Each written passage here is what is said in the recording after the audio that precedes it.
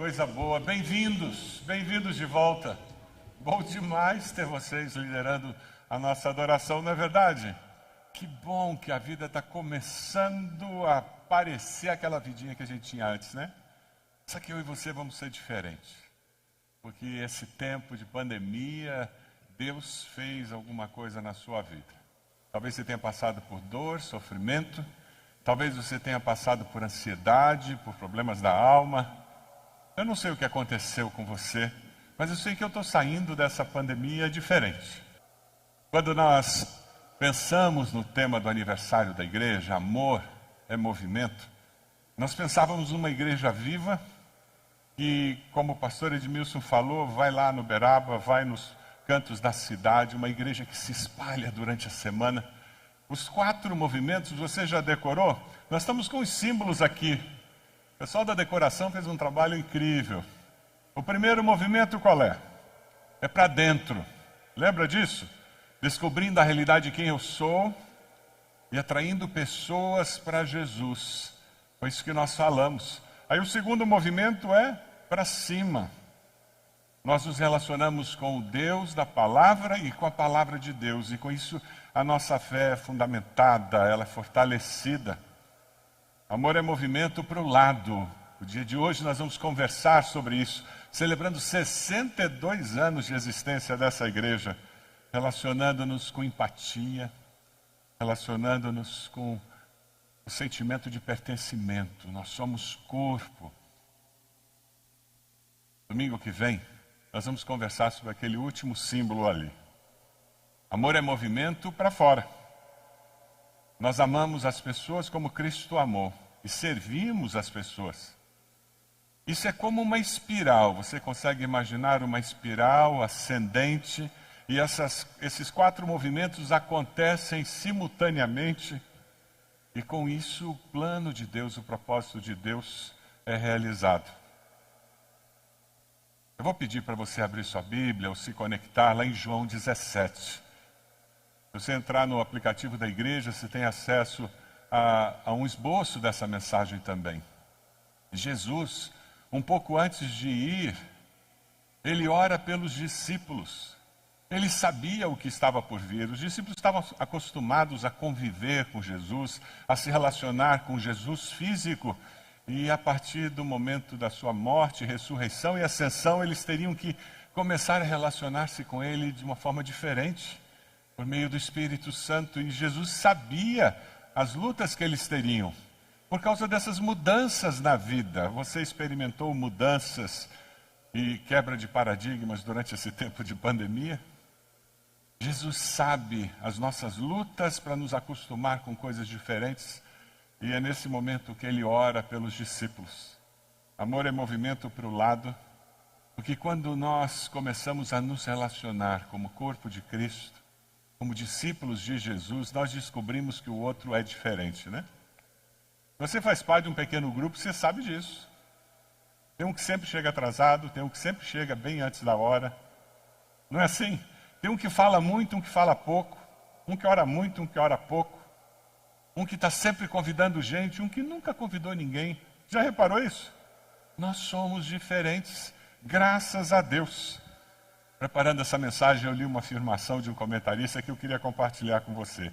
Na igreja cristã, a nossa individualidade é valorizada, é reconhecida como presente de Deus a cada um de nós.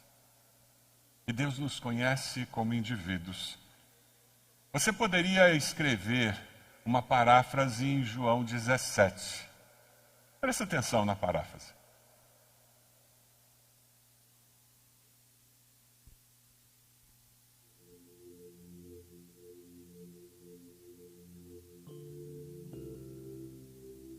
Pai, eu peço em favor da Igreja Batista do Bacaxiri. Não peço em favor do mundo, mas por aqueles que me deste, pois são teus. Pai Santo, pelo poder do teu nome, o nome que me deste, guarda o povo da IBB para que sejam um, assim como tu e eu somos um. Peço que o coração deles fique cheio da minha alegria, assim como tu me enviaste ao mundo, eu também os envio. em favor de cada membro da IBB, eu me entrego completamente a Ti. Faço isso para que de fato eles também sejam completamente Teus. Pai, eu não peço somente por eles, mas também em favor das gerações que virão e crerão em mim por meio da mensagem deles. Eu peço que os membros da IBB sejam um como nós somos e estejam unidos a nós, para que o mundo creia que Tu me enviaste. Amém. Jesus ora pelos seus discípulos, Jesus ora por aqueles que estariam permanecendo aqui, cumprindo o propósito dele. Obrigado. Entendeu, Everon? Entendeu, Everon? É um querido. Ele é um querido mesmo. Se você olha o versículo 6, dá uma olhadinha aí, João 17, versículo 6. Você descobre que Jesus ora pelos 11 discípulos e menciona, inclusive, a perda de Judas. Mas existe algo muito importante. Jesus ora por transformação. E se nós queremos viver essa dimensão de nos relacionarmos de forma significativa um com o outro, nós precisamos ser discípulos em processo de transformação. Você está sendo transformado a cada dia? Você está aprendendo algo novo com o Senhor a cada dia? A oração de Jesus, nessa parte de João 17, na realidade, é a oração que cada um de nós deve fazer todos os dias. Pai, cumpra seu propósito na minha vida. Pai, cumpra seu propósito na minha vida. Você ora assim? Você fala com Deus dessa maneira? Versículo 6, nós lemos: eu revelei teu nome àqueles do mundo que me deste. Jesus revelou quem era Deus para os seus discípulos. Você percebeu as letras das músicas que nós cantamos hoje? A teologia delas? Como nós exaltamos a pessoa de Deus e reconhecemos quem é o nosso Deus. O pastor Davi Kornfeld faz uma afirmação na sua Bíblia do Discipulado. Ele diz que Jesus revelou o caráter do Pai, tornando o caráter de Deus relacional. A nossa percepção é que Deus é um Deus relacional. Esse é o propósito maior de qualquer discipulador. Jesus não manifestou um programa, um plano estratégico, eventos, atividades. Ele manifestou a pessoa de Deus e como se relacionar com Ele e uns com os outros. Celebrando 62 anos, nós temos que reafirmar o nosso compromisso de que nós vamos sim viver plenamente essa vida cristã que Jesus propôs, mas nós vamos nos amar um ao outro. Nós vamos experimentar transformação. A oração de Jesus, ali no versículo 13, diz: agora vou para ti, mas digo essas coisas enquanto ainda estou no mundo. Para quê? Para que eles tenham a plenitude da minha alegria. Jesus veio para que nós tenhamos vida e vida em abundância.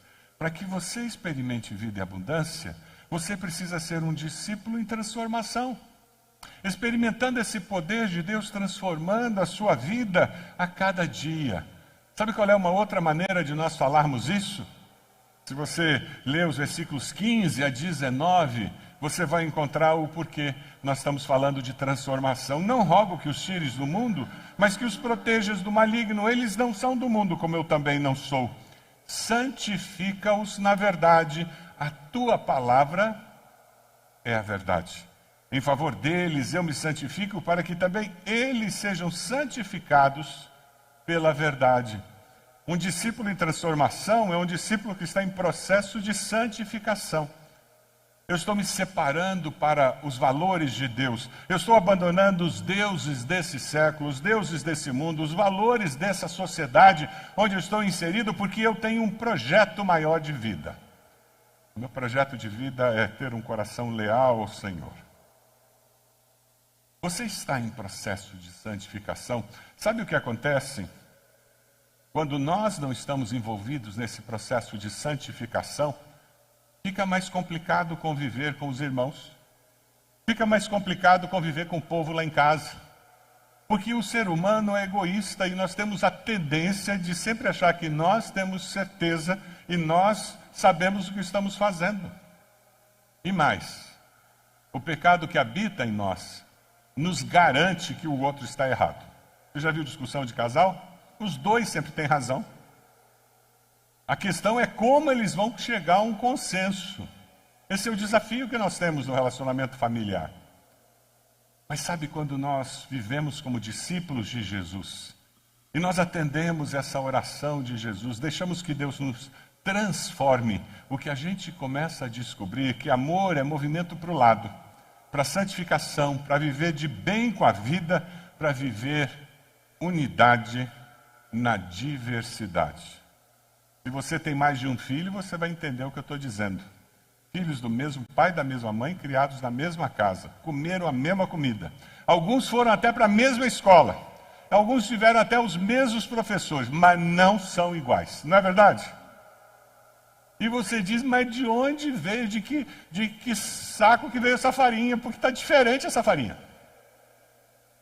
Na realidade, essa individualidade que Deus nos deu é uma das maiores riquezas que nós podemos ter na família e na igreja. Porque nós somos diferentes. Nós abençoamos uns aos outros com aquelas características que Deus nos deu. E como Deus está nos transformando à semelhança de Cristo, um vem de lá, o outro vem de cá, o outro vem de lá, mas todos estamos chegando na mesma pessoa que é Cristo Jesus. Unidade na diversidade. Se você esquecer tudo o que eu falar hoje, não esqueça essas duas palavras. Vamos dizer juntos? Unidade na diversidade. Dá uma olhadinha de canto de olho para essa pessoa que está do teu lado. Ela é diferente de você. Eu garanto. Eu garanto. E esse é um dos grandes desafios da vida cristã. E o que nós temos que falar para o Senhor é: Pai, ensina-me a viver em unidade. Ah, mas essa unidade é muito mais do que uma unidade estrutural. É uma unidade relacional. Jesus, no versículo 20, ele diz: minha oração não é apenas por eles, rogo também por aqueles que crerão em mim por meio da mensagem deles. Jesus ora por aqueles discípulos que estão ali. Mas ele orou por quem também? Ele orou pelas gerações que viriam. Se nós estamos nesse lugar, é porque gerações anteriores pegaram o bastão da fé e disseram: nós temos um projeto de Deus. E eles oraram dizendo: Deus cumpra o seu propósito nas nossas vidas. E começaram a se reunir lá no Bacaxeri, no centro do bairro, há muitos anos atrás. E porque eles entenderam que Deus tinha um propósito. Na diversidade que eles tinham, eles disseram: Senhor, nos ensine, para que nós possamos viver em unidade. Versículo 21, Jesus diz: para que todos sejam um.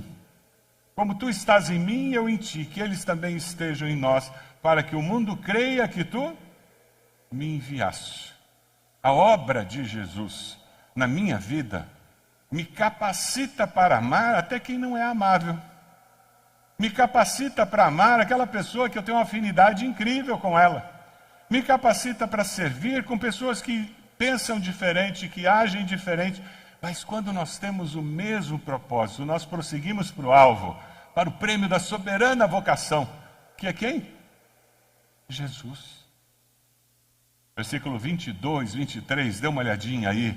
João 17, 22, 23. Dei-lhes a glória que me deste, para que eles sejam um, assim como nós somos um. Eu neles e tu em mim, que eles sejam levados à plena unidade. De novo, Jesus revelando o Pai, revelando a Trindade nessa oração. Ele diz: assim como nós na Trindade somos um, e eles descubram o valor de viver em unidade. Leon Morris faz uma afirmação muito interessante sobre isso. Ele diz: a natureza divina da unidade faz com que todos se inclinem na mesma direção, todos os afetos queimem com a mesma chama, todos tenham os mesmos anseios. Uma abençoada harmonia do amor. Uma abençoada harmonia do amor. Você não quer ter uma família assim, que vive em harmonia? Você não quer fazer parte de uma igreja que vive em harmonia? Ontem a Rede Vermelha teve um tempo de comunhão lá na IBB Campestre. Que coisa gostosa ver aquele povo sentado, jogando conversa fora. Quem gosta de jogar conversa fora? Oh, coisa boa, né? E agora está dando para se encontrar, gente, e jogar conversa fora. Isso é a harmonia que o amor produz. Nós somos diferentes, famílias diferentes, mas nós nos encontramos e existe algo que nos afina. O que nos afina é o amor de Jesus. É essa transformação que Ele começou a fazer em nós. É essa segurança de vida eterna que Ele nos dá. E Ele começa a nos dar uma percepção de que há poder em nós sermos diferentes, servindo ao mesmo Deus. Eu vou afirmar de novo isso. Há poder em nós sermos diferentes e estarmos servindo ao mesmo Deus. Sabe por quê? Tem pessoas que vão gostar de você de cara e tem pessoas que não vão gostar. Você já teve essa experiência? Gente que não vai com a tua cara? Faz parte da vida. Deus nos fez diferentes porque assim nós atingimos pessoas diferentes na sociedade e elas podem ouvir do amor de Deus. É por isso que as igrejas são diferentes, porque assim a gente consegue atingir mais pessoas na sociedade. Ah, meus queridos, você descobre essa unidade na diversidade quando você se relaciona com as pessoas, aceitando o passado delas, apoiando o seu presente, incentivando um futuro de transformação.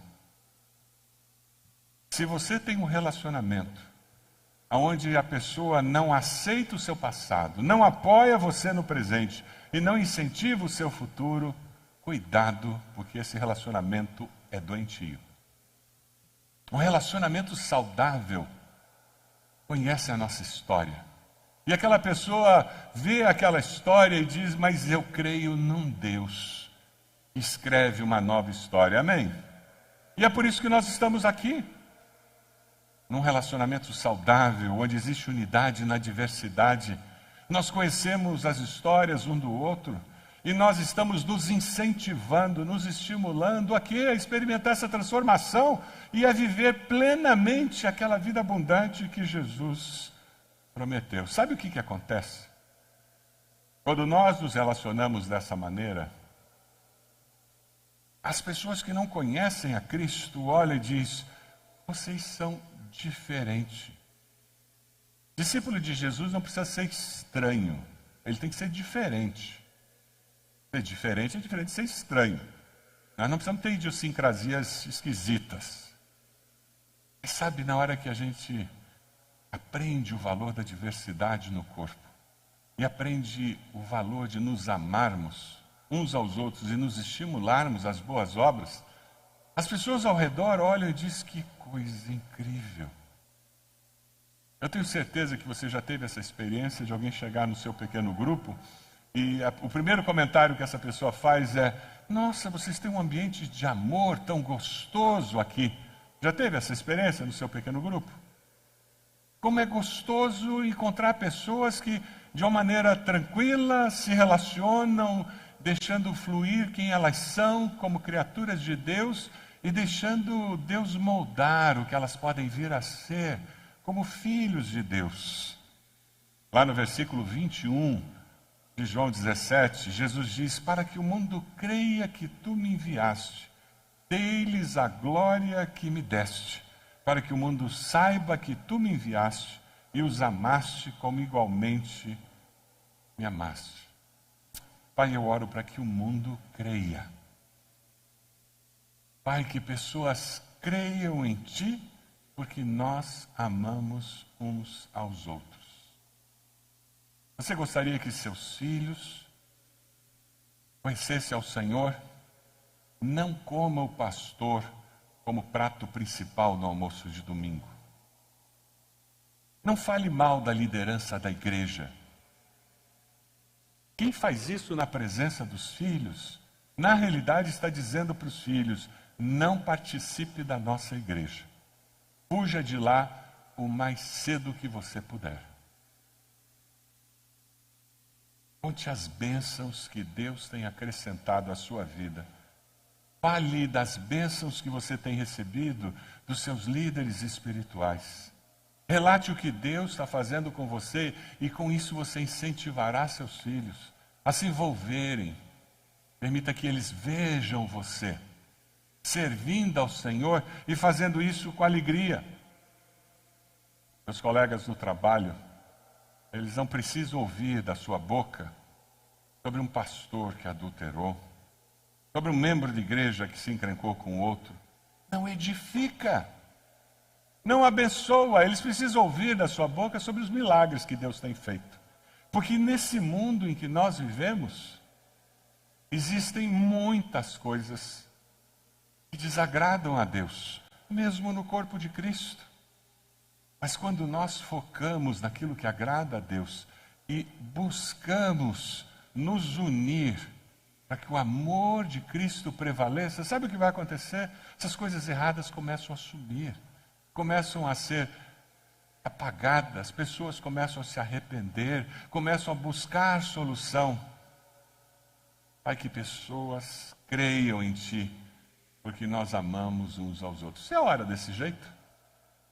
Você tem pedido que as pessoas vejam a nossa igreja, vejam o seu pequeno grupo e digam: eu quero esse Deus para mim, eu quero esse Jesus para mim. Nós temos que nos lembrar do nosso compromisso com Cristo e permitir que esse compromisso promova esse tipo de relacionamento, um relacionamento de amor, de aceitação, de transformação. Uma unidade que vai além do estarmos simplesmente reunidos num salão, mas uma unidade de propósito. Só o amor de Cristo, só o amor de Cristo pode derrubar o que nos separa. E quando o amor de Cristo derruba o que nos separa, um milagre acontece.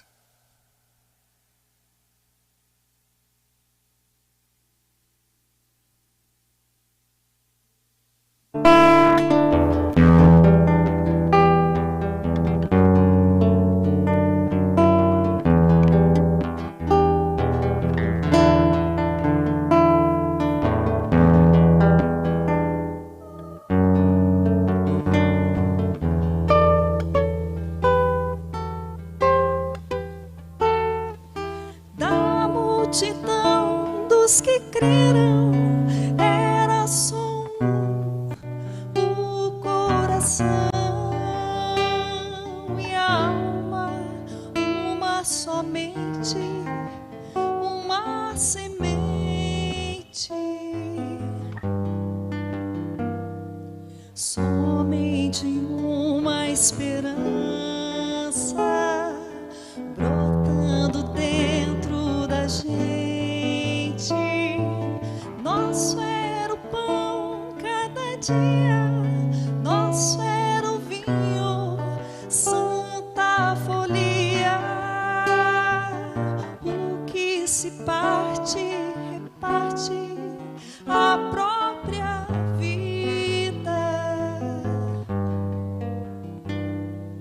Galho ligado à parreira, vida em comum verdadeira.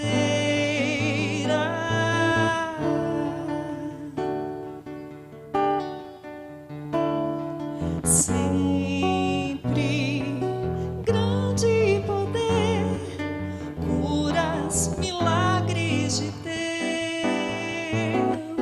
Sempre proclamação, Cristo Senhor ressurgiu.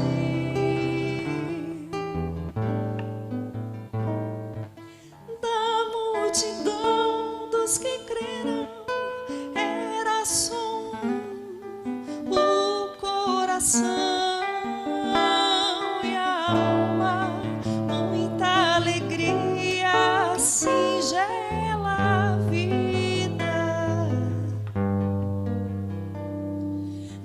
simpatia de todos, nasce a igreja de novo, povo de Deus, sal e luz para todos os povos.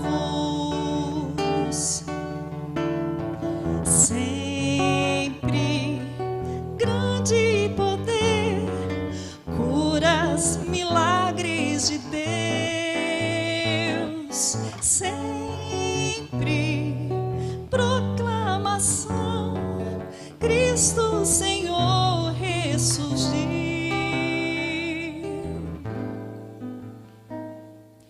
Da multidão dos que creram, era só o coração.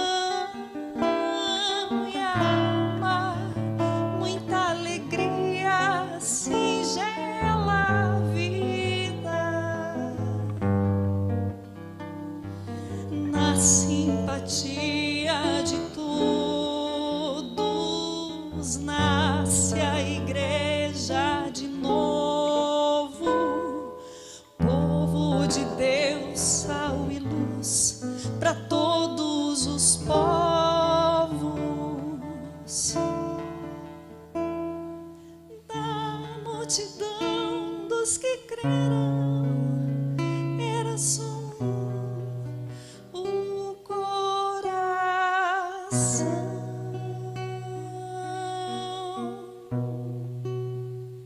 Amém, amém. Obrigado. Na multidão dos que creram era só um coração. Você pode fechar seus olhos?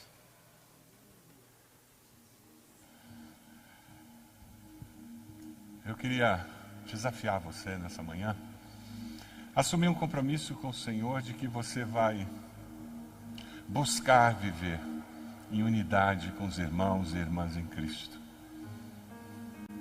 Quem sabe você tem que perdoar alguém? Quem sabe você tem que dizer: Deus, eu vou parar de fugir de um pequeno grupo, eu vou me envolver num pequeno grupo para conhecer melhor irmãos e irmãs em Cristo. Talvez a sua decisão hoje tem que ser: eu vou aceitar que as pessoas são diferentes de mim. É essa a sua decisão? Se essa é a sua decisão, põe-se de joelhos onde você está. Quem sabe o que você precisa dizer ao Senhor é dizer: Senhor, eu preciso de transformação, santificação na minha vida. Coloque-se de joelhos com esse gesto dizendo: Deus, faça essa obra.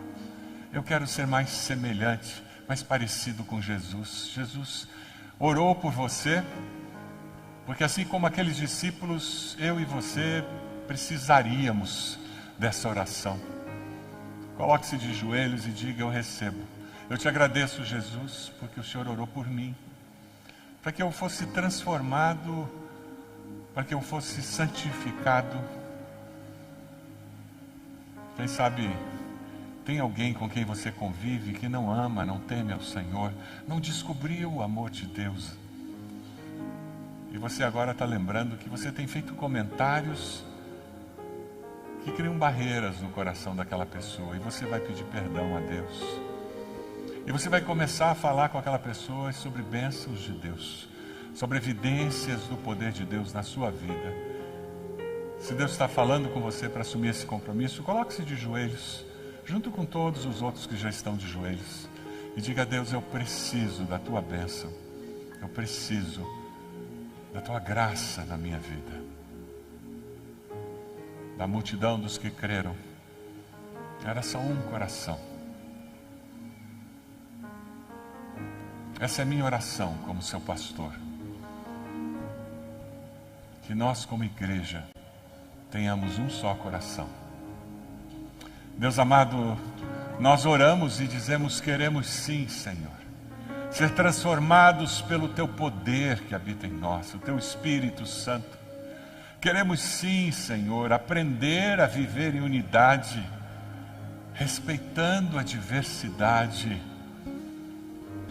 Ah, Deus, nós queremos sim que o amor que existe entre nós chegue até o coração das pessoas que convivem conosco, e eles descubram que é bom É bom viver e conviver com o povo do Senhor e com o nosso Senhor. Deus abençoa cada irmão e irmã de joelhos que toma essa decisão, que abre seu coração para o mover sobrenatural do Senhor nesse momento. Confirme em seus corações essa decisão. E, ó Deus, que ainda hoje eles vejam frutos dessa decisão que eles estão tomando no final desse culto. Abençoa-nos, Pai, como igreja, para que nós possamos viver, sim, com um só coração, colocado no Teu altar. É a nossa oração em nome de Jesus. Amém, Senhor.